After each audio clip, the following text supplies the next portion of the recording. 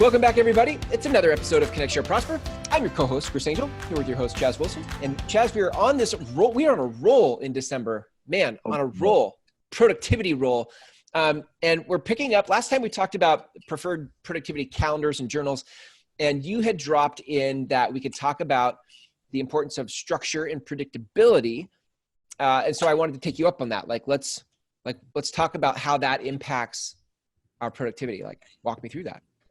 Yeah, I mean, I think the biggest piece of it, like I'd mentioned in the previous episode, was that it creates a rhythm, right? So for instance, my team meetings are every other week. They just know that they're going to happen. They know how long they're going to be. There's an agenda to it. Everything is structured because then it creates predictability and it creates a rhythm.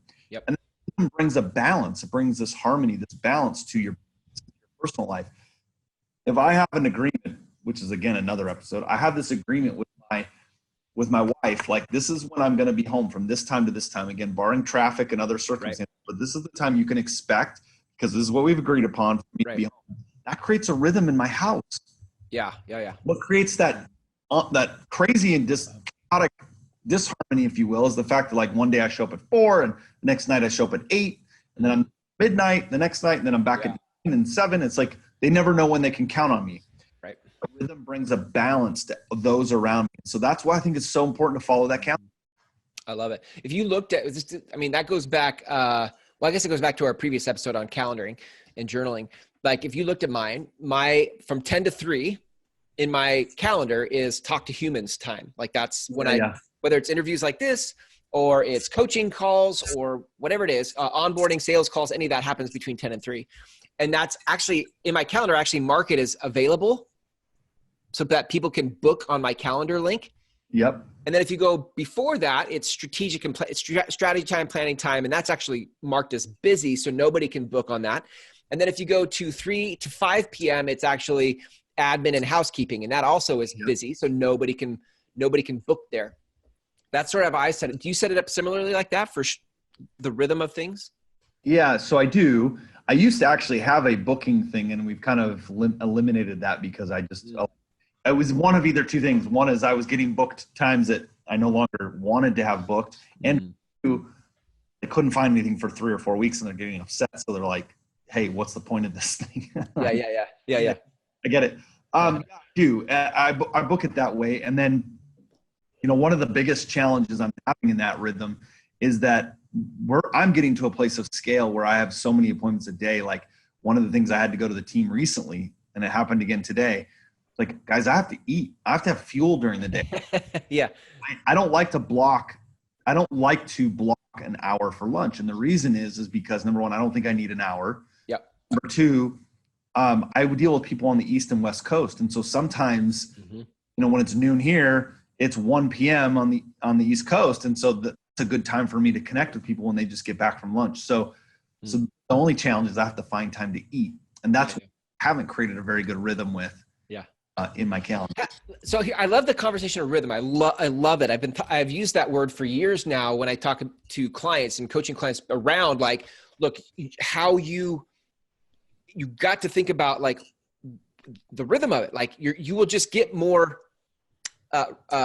energy if you play to the rhythm of it than if you try to force everything through. So what I want to know is what are the nuances of like somebody finding the rhythm, right? People will say, oh, well, in the morning, I'm supposed to do some quiet time. Well, what if they take that quiet time too far? And now their energy actually tanks instead of ramps up. Like there are these parts of rhythm where, how did you find your rhythm? How did you find it? Trial and error, and then just giving myself permission, if you will, to not live up to somebody else's expectations in my calendar, my rhythms. So for instance, like, I know the school of thought of people like, you got to be first in the office, 7 o'clock, be there, whatever. That's not my life. That's not my rhythm. It doesn't work for me. So I am very, like, one of the things I learned is that I'm very good if I do, I'm at the gym by 5:45, 6 a.m.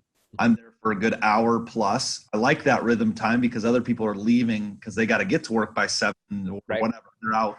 So I like that quiet time. I like that. So I learned for myself that by the time I get done and I leave by like 8:15, 8:30, something like that, Yeah. get to the office 9:30, let's say, I don't take appointments typically until 10 a.m. Mm-hmm. Man, 10 a.m. Yeah, but you know what? Man, I'm firing through appointments straight till 4:30. Right. As I set my morning up that way, like Yeah. I'm ready. I know that's my rhythm. How do you know, how long do you give it? So there's trial and error, but how long do you give it to be like, yeah, I tried this for a year, or I tried this for 2 days? Like, how do I know? Yeah. I mean, I think it depends context of what it is. Like, I don't know what the right answer is. Or maybe the question is, what do you look for? So 2 things I look for, again, not being busy, because I can be busy anytime. Yeah. Does it help my productivity? Again, I'll give you another example. Yeah. So one of the things that we talked about me eating. So again, I started to learn that an hour for lunch just didn't work. And it didn't work for me because of 2 things. Well, maybe 3, but one is because I expanded that much time, I also expanded my waist. I was like eating more because I'm like, I got this all this time. And they're eating. Yeah. Right. I'm like, I don't need an hour to eat. Yeah. Who said it needed to be an hour? I don't know. So I'm not going to take an hour. And so that's 1. 2 is I found my energy then after that being lower because I took this gap that just became too long. Yeah. Started to be aware of the things and like challenging status quo of like I needed to have an hour for lunch. Started to look at how I felt, how productivity was. Do I feel fulfilled by this? And if I don't, I'm going to stop doing it. I'm going to find work for me. Okay. So on the heels of that, I think you can sometimes if you're looking for it, you could answer the question pretty quickly about like, does this fit? Well, I don't know. How do you feel right now? Do you feel like you're ramping up productivity, or do you feel like you're stalled? And it doesn't take a year of trial and error of trying the same 1 hour lunch to be like, yeah, I've kind of known this for 9 months, or like like just start to notice like how is it ramping up your production? I think that's part of that is just trying to have a high sense of awareness. Yeah. Like always aware of these things and not just going through motions. I think when you go through motions, you miss this stuff. I do. I still miss stuff, I'm sure. But like creating that rhythm balance is just, there's so much benefit to it that, again, not just for myself, those around me, like they know when I'm going to be available. They know when to reach out to me. It's funny, like because of that, I'll just give you another important thing. Like I don't reach out to people on the weekends. The benefit is most people don't reach out to me on weekends. So my week is very protected because I've intended to set them up that way. So I even if it's high value important, I'll just say, hey, can we connect on Monday? Yep. Yeah, sure. We'll connect on Monday. And I respect your time. And in turn, I ask that you respect my time. It doesn't mean I don't take a call. It doesn't mean I don't. Sure. It happens, but it's pretty rare. Yeah. It's only because I say, you know what, this time I'm going to take this call, but I rarely do. Yeah. No, I like that. And that's the rhythm I've created. Rhythm. I love, the gem that came out of this conversation is that in rhythm, I love that you're looking for